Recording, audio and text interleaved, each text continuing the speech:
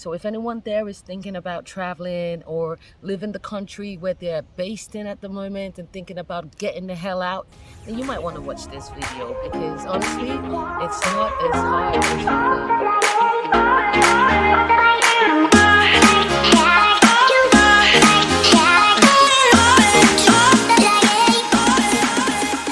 Hey guys, welcome back to Jay's World. I'm really excited about today's video. It's been long overdue. So in today's video, I'm going to be telling you guys about why I moved to Portugal. Obviously, I've dropped a few hints and you guys have seen some previous videos where I talked about leaving the UK. I'm going to be telling you why I made the decision, and I'm also going to be breaking down how I did it. So if you're someone who have been thinking of getting out of the UK or coming to Portugal, specifically Porto or anywhere really, Lisboa, wherever, Faro, Algarve, this is the video for you.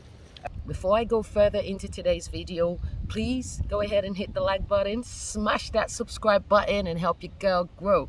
Oh, by the way, you may have noticed that I might be in a different location today. I am in my new home for the next few months at least. I am in Porto. This place is called the Parque de Vetudes. I'm probably not saying it right, so I will put the name down below. It's a beautiful park. Let me show you. It's a beautiful.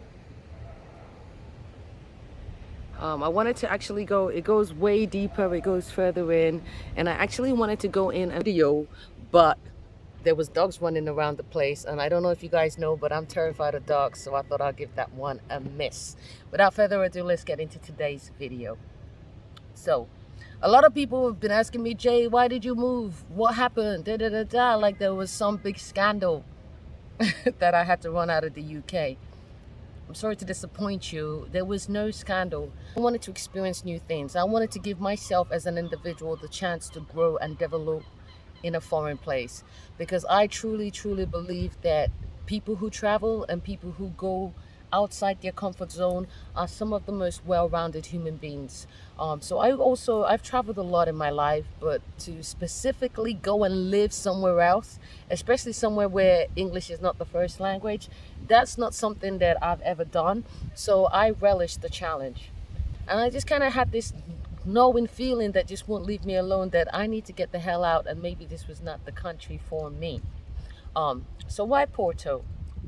Well, to be honest, the first place that I considered moving to was not Portugal, it was Spain. Spain is like a second home to me, if you like. My sister used to live in Spain. I've always gone to Spain, like most British people really, on holidays and stuff, and I really like that country. And as I was looking into Spain, obviously I had my criteria of what I wanted when I left the UK. The most important thing to me was weather.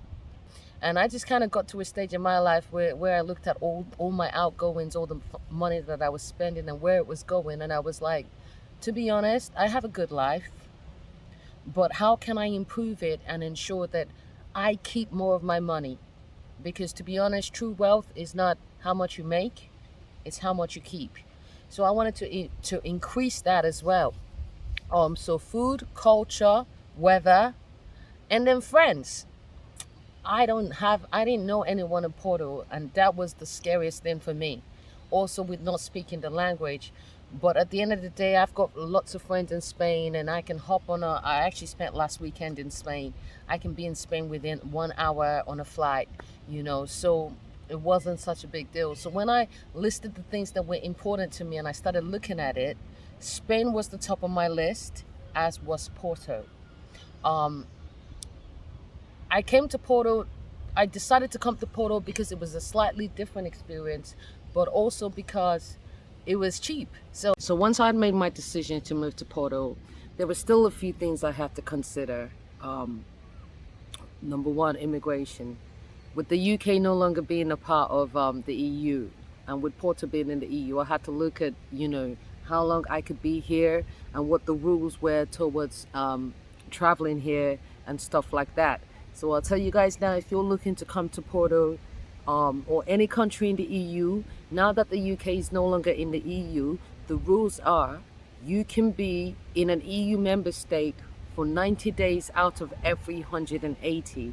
that works out as about 3 months out of every 6 months. So as it stands, even though I am in Porto, I can only be here for 90 days. Because I'd never been to Porto before, I didn't want to just move here because I didn't know if I would like it or if I would like Portugal as a country to live in. So I have come here for 90 days, and the fact of it is that I will probably have to leave after 90 days to go and apply for a visa so that I can be a resident here, or or I would or I could go to another country after 90 days and do this whole experience somewhere else. It is a possibility, but I really, really like it here in Porto, so chances are I'll probably stay. So with the rules being you can only be here for 90 days out of every 180, that is definitely something to consider. If you are someone who have already decided that wherever you're going in the EU is where you want to live, then it's worthwhile to stay in your home country and apply for the residency before you come out. So also, because of the pandemic, the other thing I had to consider was COVID rules. I don't really want to get into the whole vaccination debate and the unvaccination, all this, conspiracy theories and debate. That's not what this is about. But I'll tell you straight up, as soon as I knew that I was traveling, I went and made sure that I started my vaccination courses. Yes, I'm vaccinated.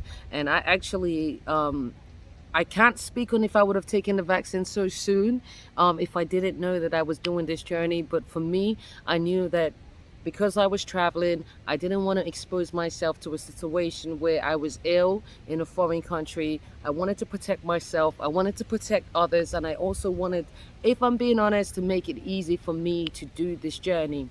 At the time when I made this decision, I didn't even know if I would be able to just come, if the borders would be open and all that. All that came with research.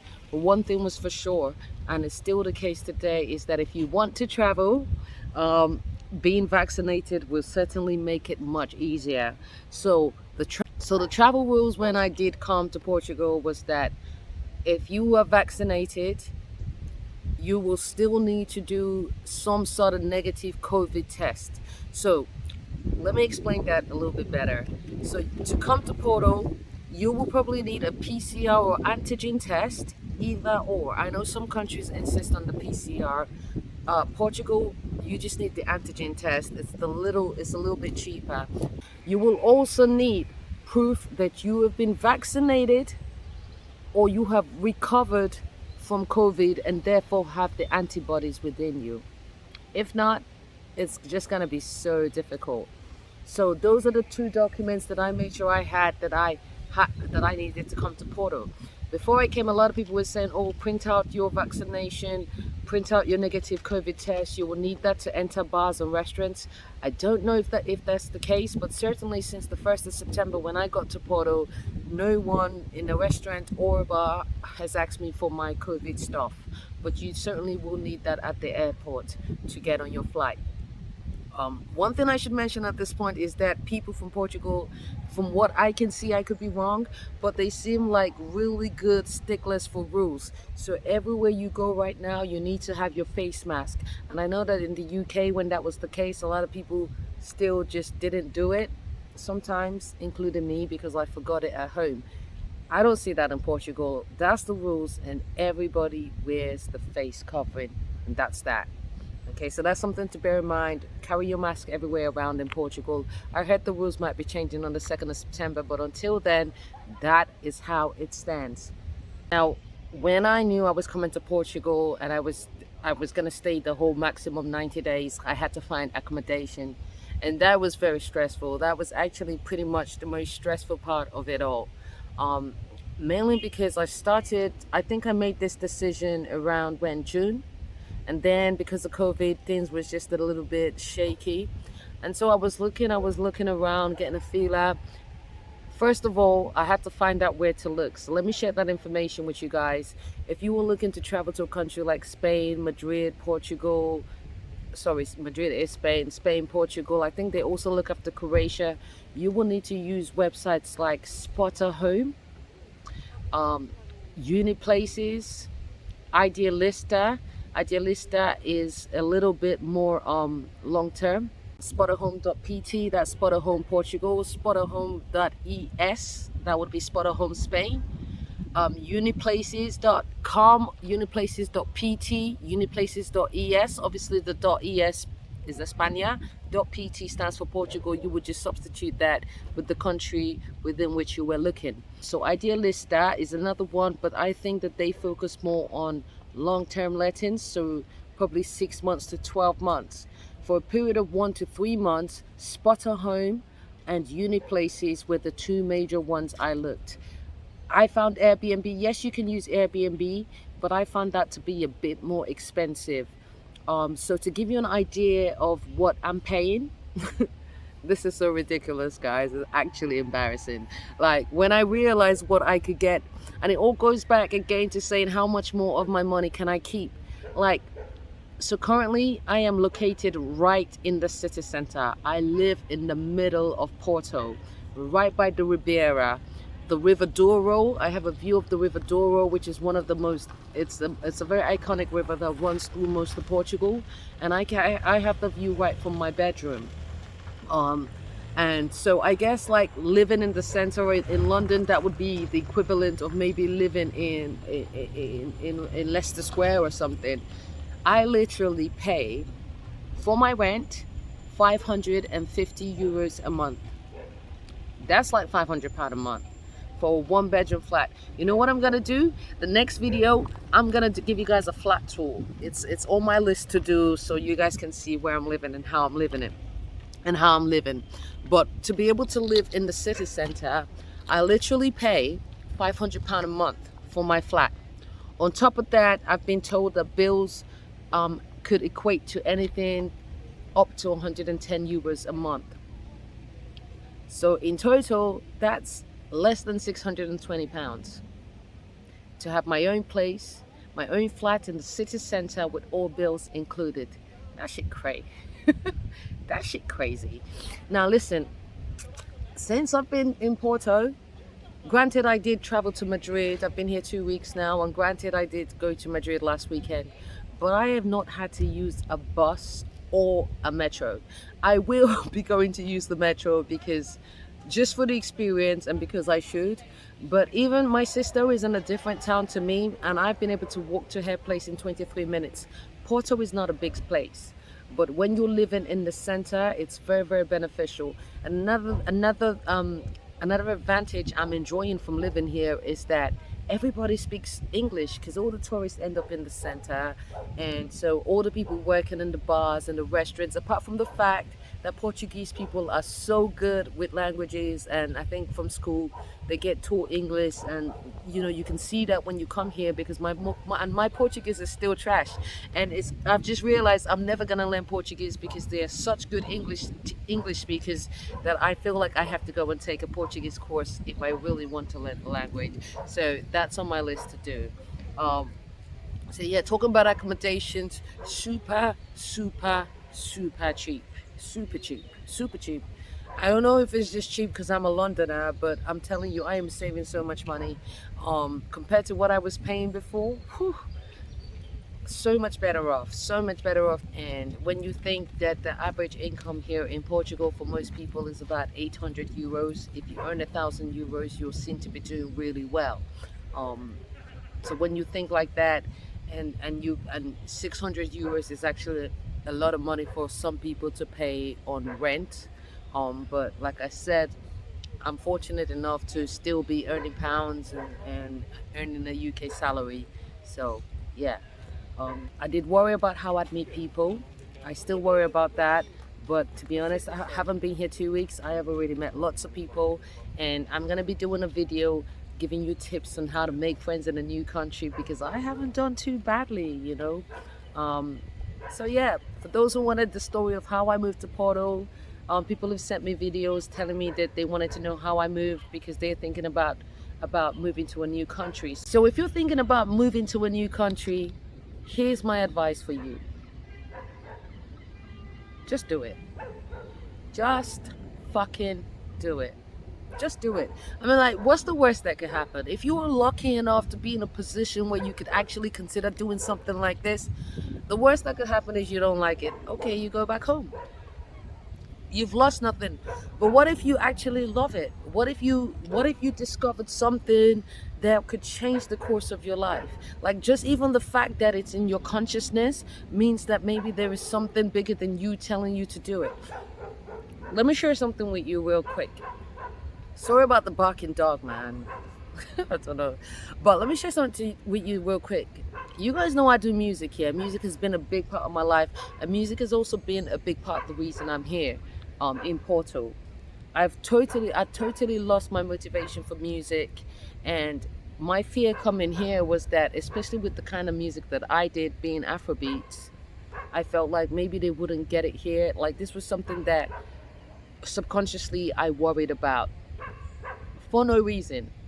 I have from the moment I got to Portugal, I've been hearing Afrobeats from Faro to Porto.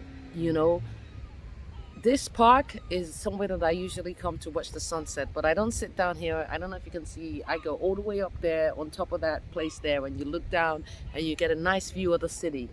And people come there to smoke, to chill, to make music and stuff.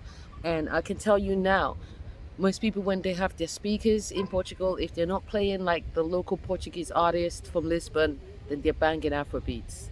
So, you know, so I've been able to introduce new people to my music, people that I wouldn't have been able to meet if I was still in London. For example, I found the flat that I'm living in on booking.com for 76 euros a night. Now, when I tell you that I pay for the month, I think I already told you guys I pay 550 for the rent and an extra something like 110 euros for the bills. But this is a flat that in June, July, August, you will be paying 76 euros to live here per day. So multiply that by 30. But September is a little bit off season, certainly off season. So then the rents just go, psh, you know, June, July, August, they're like, psh. So when I realized that, I delayed my trip because I was thinking, what is the point of coming here to spend more money than I would in London? It just didn't make sense to me. So yeah, that's something you got to be beware of. So that's all you need to do. You need to check the COVID regulations for where you're going to. You need to be aware of the immigration regulations in terms of how long can you be in the country, what visas are required, what paperwork do you need, and then finally you need to check, so we're on COVID, oh yeah, your accommodation. And I've given you some tips and some websites that you can use there. Now there are other things now that I'm in Porto and I'm thinking, I like it, maybe I want to live here for good. There's other things that I'm now thinking about, like tax. What does that mean for me tax wise? There's something called a non-habitual residency, a way that they encourage foreigners to come in the country and on good tax rates. So I'll be speaking to an accountant, a Portuguese one, and a lawyer as well here. But yeah, just in terms of moving and going to discover, my advice is, hey, just do it. Life's too short. Life's too short for indecision. Just take the chance, do it. What's the worst that could happen? Like I said, at worst, you don't enjoy it, you just go back home. If you guys have any questions for me, drop them in the comments. In future videos, I'm going to be telling you about my job, working in tech, working in Porto, how I'm meeting people out here, and introducing you to the things I love about Porto. But if there's any videos that you guys would like to see that I haven't touched on yet, go ahead and drop them in the comments. It would be my pleasure to do it. Thank you for watching your girl, London girl in Porto. Hey! Listen, thank you for watching the video. As always, show your girl some love. Drop a like. Hit that subscribe button. And yeah, I'll see you on the next one. Jay's World. Till then, love, peace, and have a fabulous week. I love you guys, man. Come on.